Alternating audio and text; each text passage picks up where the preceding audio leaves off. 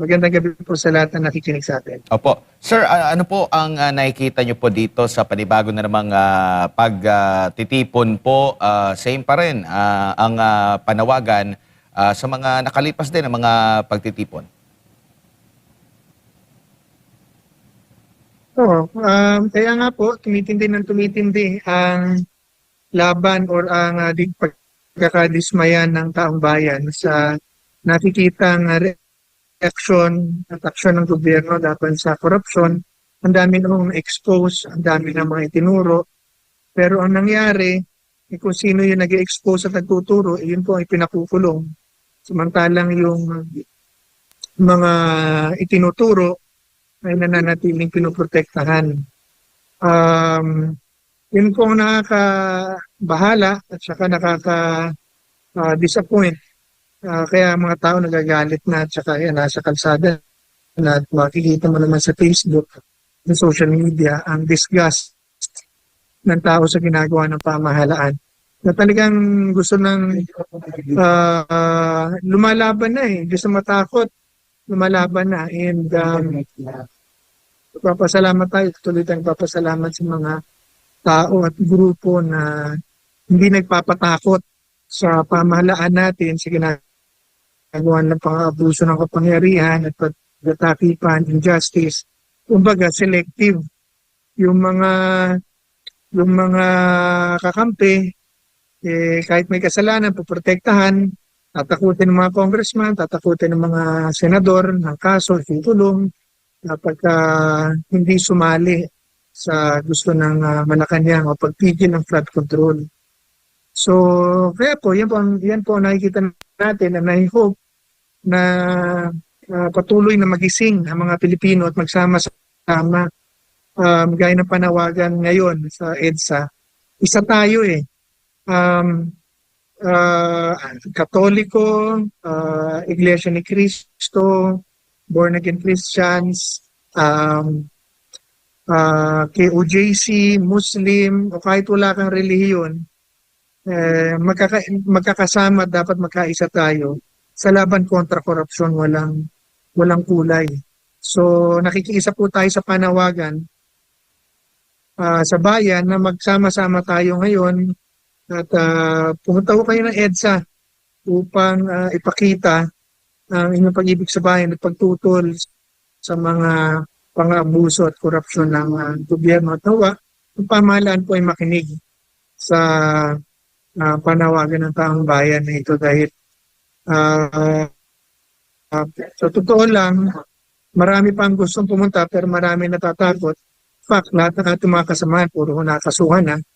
Samantalang yung talaga nagnakaw at patuloy na malaya. Yan po ang nakikita ko sa ating sitwasyon. Opo. Sa tingin nyo po, ano pa kaya ang kulang? Nakukulangan ang taong bayan sa hakbang ng gobyerno dito po sa lalo na sa issue ng paglaban sa korupsyon sa kabila po ng pagmamalaki at pagmamayabang ng gobyerno na nag-umpisa ang investigasyon, malalimang investigasyon daw dito sa flood control anomaly, Ginong Greco?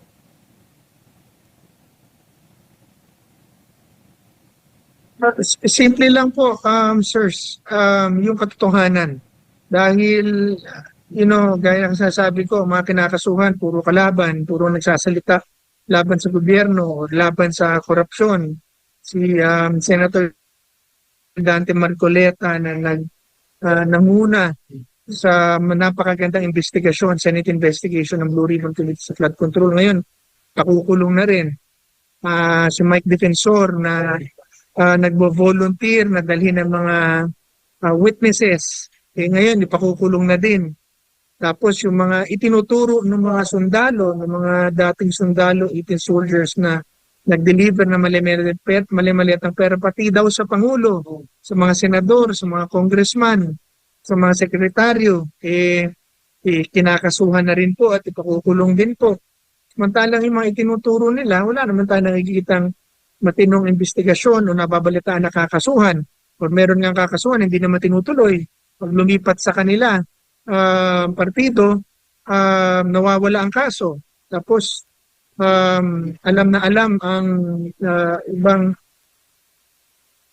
kalat na kalat ang mga usapin na tinatakot na ipakukulong katulad ng pagkakakulong ni Senator Jigo Estrada pag hindi lumipat ng partido o ng grupo. Kaya nga nakita natin na nakakuha na naman nila ang mayorya o kontrolin na naman nila ang Blue Ribbon Committee hearing at kanila pong pagpupursigihan na makuha ang tamang numero para impeach si VP Sara. Bagamat kulang ang bilang, balitang-balita po na babaguhin nila ang interpretasyon ng batas para maipilit ang kanila pong binabalak ng impeachment. Regardless po dun sa impeachment case ni VP Sara, ang akin pong paninindigan ay basta ng orakot at yung magnanakaw, kahit sino pa, imbestigahan natin at kung mapapatunayan na nagnakaw, ipakulong. Kahit yung kapartido natin, kahit yung kalaban na partido, lahatan na po kasuhan, imbestigahan. Yan po yung hinahanap ng Pilipino. Kaya nakukulangan sa investigasyon na ginagawa ng hindi lang kulang, na didismaya sa investigasyon na ginagawa ng pamahalaan dahil ang iniimbestigahan ay yung mga political na kalaban imbis na yung mga nagnakaw sa pamahalaan. Opo, ano pong masasabi niyo naman po sa tila pag-gaslight lang dito po ng gobyerno, kasalukuyang gobyerno, dito po sa nangyayari ngayon, maaring same din yung kanilang naging puna sa mga nakalipas din ng mga pagtitipon at rally?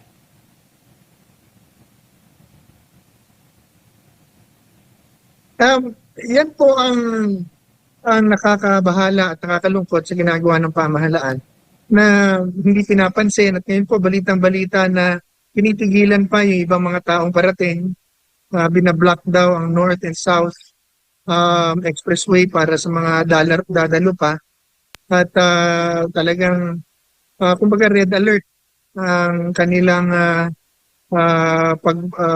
pagbabantay at pananakot ng mga relihista, hindi pa relihista, mga sabihin natin po protesta. Lalo hong nagagalit ang mga tao. Bagamat marami pa ang nasa loob ng bahay nila, hindi lumalabas. Pero nagagalit. Nakikita mo ang kanilang mga sinasabi sa social media at pinag-uusapan sa mga tindahan, sa mga eskwelahan, sa mga malls, sa paligid, sa text messages, sa group chats. Talagang disgusted at galit na sila. Yun lang, talagang marami pong natatakot. Pero ganun pa man, kung kayo po ay nakikinig sa akin ngayon, ito po talaga ang pagkakataon at panahon na kailangan nating tibayan ng ating kalooban at makisama tayo sa mga protestang ito dahil tama po ito. Tama po ang pagpoprotesta. Tama na pilit natin at ipanawagan sa gobyerno na ipakulong lahat ng korap at imbestigahan lahat ng korap at gawing patas, gawing bukas, open, at gawing makatotohanan ang pag-iimbestiga ng search for truth. Ilayo muna at ihiwalay ang politika sa ating paghahanap ng katotohanan. So, ito rin po ay panawagan na this time nakita natin ang ating mga kasamahan, mga kapwa Pilipino, ay nandun na po sa EDSA. So, 3 araw or mahigit na rally po yan ang balak niyan. So, tomorrow, pumunta ho tayo. Susunod na araw, dumalo ulit tayo.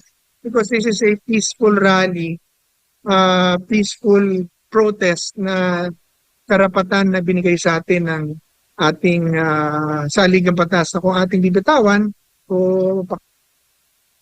kakawalan na naman ng pagkakataong ito, 2 taon pong pagdudusa na naman ang aabutin natin. At wala po itong politika, whether you're anti-Marcos, anti-Duterte, anti-whatever, isang tabi ho muna natin yan or pro-whatever. Basta po tayo lahat dito, anti-corruption. Nakita na natin narinig na natin ang mga testimonya ng mga witnesses, nakita na natin ang mga mali-mali at ang dineliver, narinig na natin kung sino mga itinurong mga senador at congressman. Pero kasama na sa iniimbestigahan, iba, umuupo pa sa investigasyon para sila mag-imbestiga. So hindi na ho talaga nahihiya itong mga taong ito dahil namihasa na ah, pinapalusutan at binabaliwala ang sigaw ng tao. So patuloy natin at ipanawagan ng tama at katotohanan.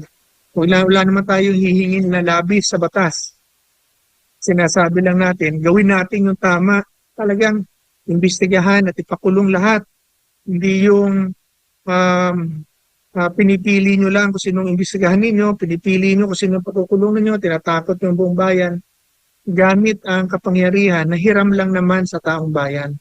So kung tayo po ay magpapatakot, wala kang pagbabago mangyayari sa ating bansa. Kaya mabuti pang umalis lang tayo lahat ng Pilipinas dahil ang yayaman at aasenso lang rito, puro mga politiko at puro gobyerno. Opo. Kung ganito po magkapatuloy sa ating bansa. So tayo po ay manalangin at makiisa.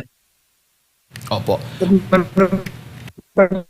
Tayo sa Diyos na kumilos na, gawin na talaga ang tama at tigilan na yung pagtatakip sa mga kakampi niya na nagkasala. At kung siya man ay nagkasala, harapin natin ang katotohanan at gawin natin ang tama at ibalik kung ano man kailangan ibalik at ayusin kung ang justice talaga ang lumabas dito po. Sir Greco, si Jade po ito. Magandang gabi po sa inyo. Maraming beses na po tayong Yes, sir. nagsasagawa, ano? Maraming protesta ang nasaksihan na po natin sa mga nakalipas. Itong protesta ho ngayon, itong pagtitipong nangyayari ngayon dyan po sa EDSA People Power Monument, ano ho yung kaibahan na nakikita po ninyo? May epekto pa rin ho ba ito sa gobyerno, considering na marami din nagsasabi na tila manhid na po yung gobyerno natin at parang hindi naman nakikinig, no, doon sa mga panawagan at hinaing po ng mga kababayan, ng taong bayan po?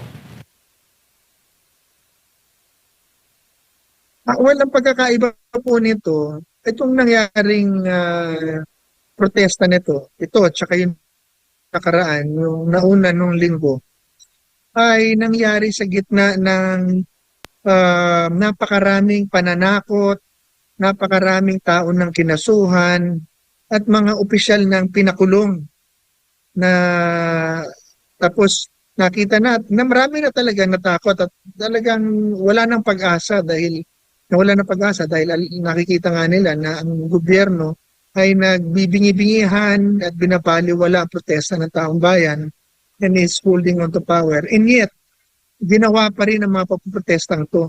So this shows the resolve of the Filipinos na bagamat ang dami na mga spin na ginawa nila sa mga istorya, pinaikot na, binaliktad na ang istorya, ang dami ng pinakulong, and yet napakarami pa rin Pilipino ang nananawagan at patuloy na lumalaban. So, mas marami pa po yan na nasa loob ng kanilang mga bahay pero ganyan na hindi na nararamdaman at isa sa panawagan nito. In fact, there are millions of people on Facebook, on Twitter, on Instagram, and social media, and also other social media platforms na makikita mo na nakikiisa. Subalit hindi lumalabas dahil natatakot. So yun po ang kaibahan yan. Dahil ito po talaga, kumbaga, bite the bullet na to eh. Wala nang pakialam to sa pananakot. Talagang to ay paninindigan na sa katotohanan at sa tama na nangyayari natin na mas maikpi. Opo. Si Pangulong Bongbong Marcos